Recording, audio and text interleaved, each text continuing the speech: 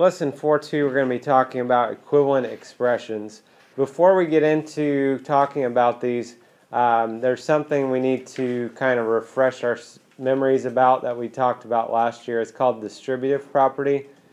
With distributive property, what it means is if you have a number right next to a set of parentheses, you can multiply the number by all the terms in the parentheses. Now, one thing we could add to this definition, which it's long enough probably as it is, but inside the parentheses the numbers have to be either adding or subtracting in order for us to use this distributive property. I'm going to show you an example first that is going to seem crazy why we would even use distributive property, and then we'll talk about another example and why it is that we care about using the distributive property. So the first example, if we have 2 times the quantity 3 plus 5, normally if we were doing this problem we would do our order of operations. We would work in the parentheses. We would add 3 plus 5 would be 8. We would do 2 times 8, which would be 16. What I'm going to do, I'm going to show you how we could solve this using the distributive property. Now remember, our answer was 16. Okay? So if I was working this out using the distributive property, I would be multiplying the number outside by the numbers inside the parentheses. So first of all, I would be taking 2 times 3, and then I would be adding 2 times 5.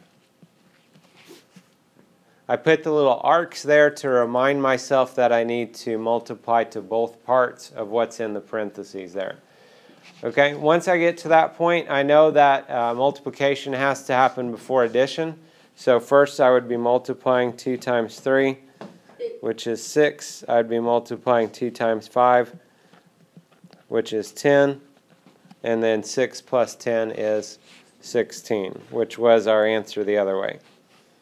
Okay, now like I said, you guys probably think I'm crazy here, doing all that work to get 16. Why don't we just add 3 plus 5 is 8, 2 times 8 is 16.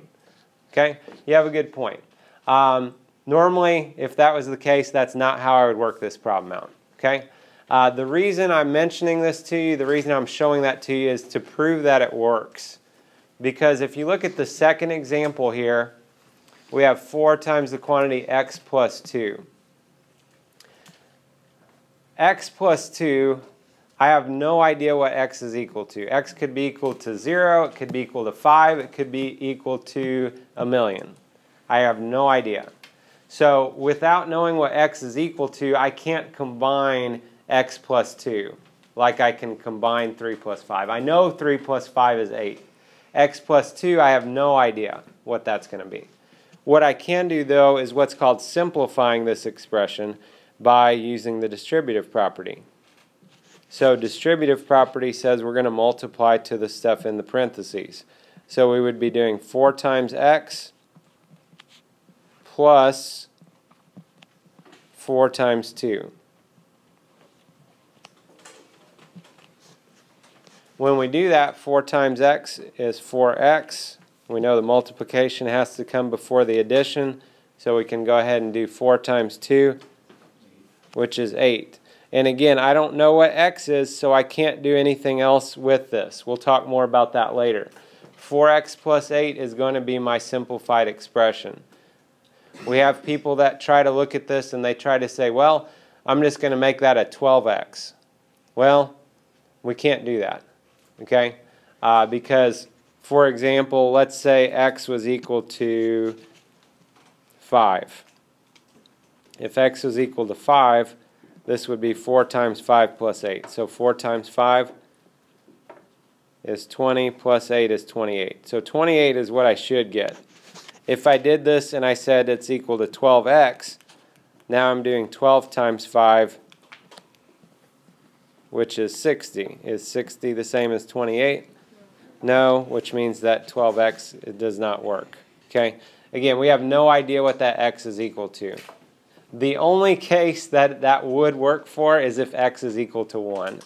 If x equaled 1, you could get by with that. For every other number that x was equal to, those would not be equal to each other. And we'll talk more about that later.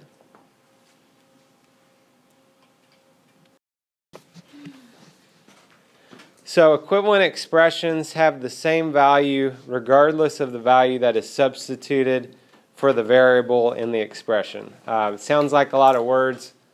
Another way of looking at this, equivalent expressions, we'll talk about as we go through this lesson, is when we go to work these out, if we simplify these expressions, they will look the same as each other. So we'll talk about here in just a second how we can simplify these expressions to show that they are equivalent. If we look at the first expression, we've got 5x plus 10. Again, we'll talk about later, but we cannot simplify that any further because we don't know what x is equal to. 5x plus 10, we can probably recognize that would be equivalent with 10 plus 5x because we know when we're adding things we can switch the order, right?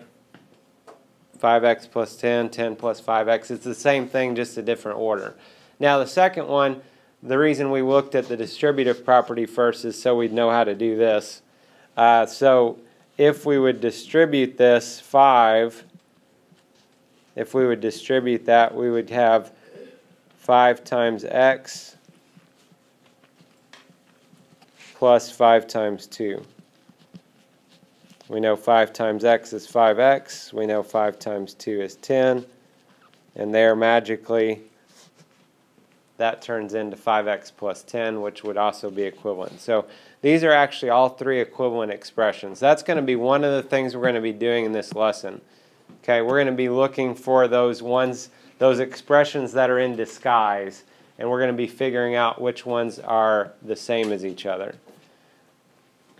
Now, one thing we can do with this also, it's going to move on me here, but we're going to substitute a 1 in place of the x here just to prove to you that these are equivalent. Now again, I showed you in that last example, 1 actually would make those things equal with that other one, and that actually didn't mean they were equivalent. We really need to test at least 2 numbers just to verify that they are actually equivalent. Somebody give me another single-digit number besides 1. 2. All right, so I'm going to try 2 instead. Okay, just to show these are equivalent. So if I would substitute a 2, if they're equivalent, I should get the same value as what we said. So 5 times 2 is 10. 10 plus 10 is 20. Okay, we try it with our second expression. We put a 2 in. I'm not going to go through the distributive property here since I actually know the number. That was just for demonstration purposes earlier.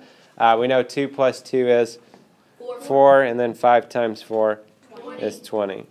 Okay, and our last case, we put a 2 in. We know we have to multiply before we add. 5 times 2 is 10. 10 plus 10 is 20. Okay, and again, we could try this, obviously, trying more than one number to prove that these are actually equivalent, that we actually do get the same value no matter what value we substitute in place of our variable. The next thing we're going to talk about is like terms. Like terms is where the variable part is identical or there is no variable. If we have no variable, that's what's called just a constant. So here are some examples of like terms. If we have 3x and 2x, those are considered to be like terms. If we have 5y squared and negative 3y squared, those are like terms. If we have 5 and negative 4, those are like terms. Those are actually examples of constants, just plain numbers. There's no variables, no letters there. Okay. Something that's not like terms, for example, would be 2x and 6x squared. Even if they have the same letter, if they don't have the same exponent, if they're not identical, okay, if they're not identical, then they're not going to be like terms. Why do we care about like terms? We care about like terms because if we're doing a problem and we have like terms, the like terms can be combined together. And I'll show you a couple examples of that here in just a second, how we can combine our like terms. So 3x plus 2x, since those are like terms, we can combine those together. Similar idea, we know 3 plus 2 is 5. 3x plus 2x is going to be 5x. Basically what we're saying